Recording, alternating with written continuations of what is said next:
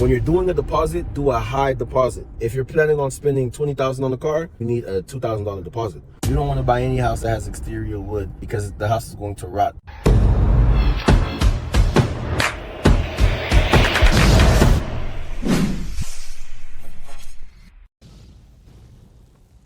What it is, what it ain't, it's your boy Carlton with another video for anything, everything, where I talk about anything I want and everything that comes to my mind. In today's video, I just want to take you guys along with me as I go pick up a car that I recently purchased with my credit cards. I'm going to walk you guys through that as well on how you can do it.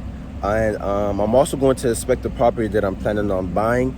It's a quadruplex. You know, everybody is jumping on multifamily so they can get the highest cash flow. That's what it's all about, getting a good deal and good cash flow. But follow me along so you guys can start implementing these things into your daily life as well. I also got to go get my baby dropped off because it got a whole bunch of problems with it. Like, look at this. I got to get that fixed. I got to get this fixed. This is what happens when you rent out your car, guys. This is what happens when you rent out your car. I gotta get this fixed, and I gotta get this fixed. This thing been sticking out for like 5-6 months.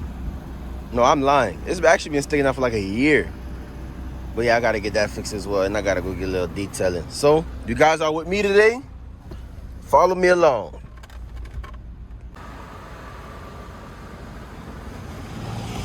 There go my baby. It still needs to be buffed out. But other than that, the car is ready to go.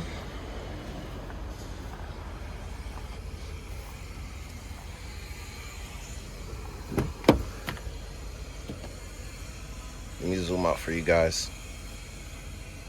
Wait, it's not even working. Oh, it's raining, that's why.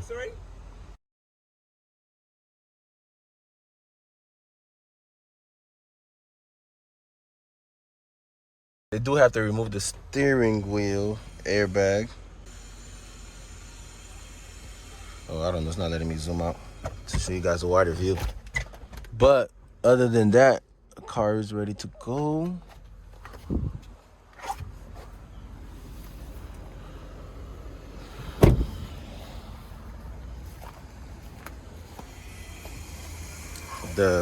To fix it was around $7,000. I'm about to sit in the car and let you guys know how I purchased it and everything like that.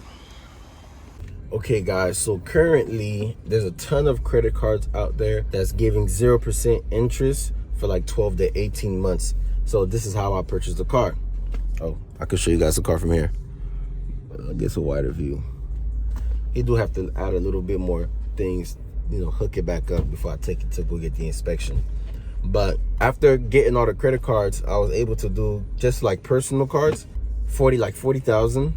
So there's a website, I'm going to tag it in the description, called ridesafely.com, and it allows you to purchase auction cars without having an auction license. Now, don't get me wrong, I used to have my dealer's license because I used to have a dealership. So at that time, I was able to, you know, sign up and purchase cars by myself, but I left the location and I never renewed it, so I had to just go to a, you know, third-party site. That site only charges you like $250, but the fees is pretty high though. So like you're gonna end up paying at least $1,500 more than if you was to buy it directly, like if you had a license. So if you take this route, expect that to happen. The fees will be high. My winning bid was $14,500, and ended the fees and everything, I ended up paying like $17,000, right? And that's before I even had to get it towed down here. So this is how I took the cash off the, no, not even, before I even took the cash off the cards, I used the card to make a deposit, because this is a trick. Oh my Lord, yeah, pay attention to this. Whichever card, this is how, so you don't have to do too much when it comes to take the money off the cards. When you're doing a deposit, do a high deposit. So if you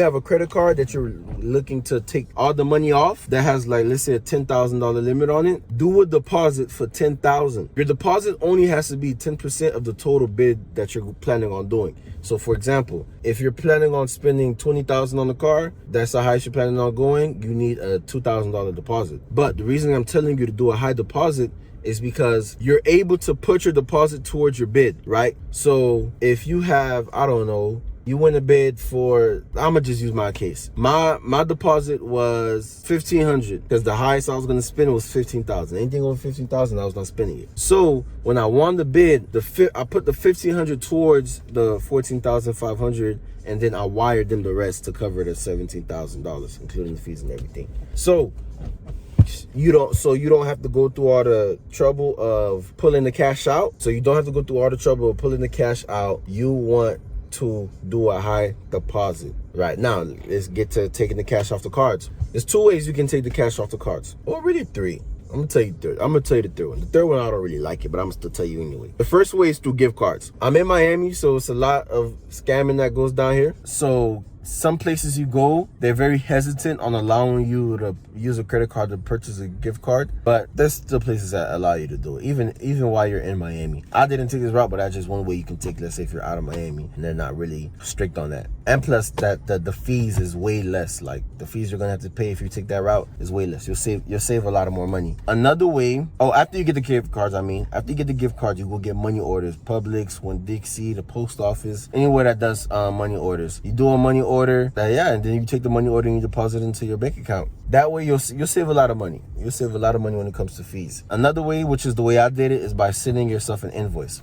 I have a business, so I have a merchant account. With having a merchant account, I'm able to collect payments through different credit cards.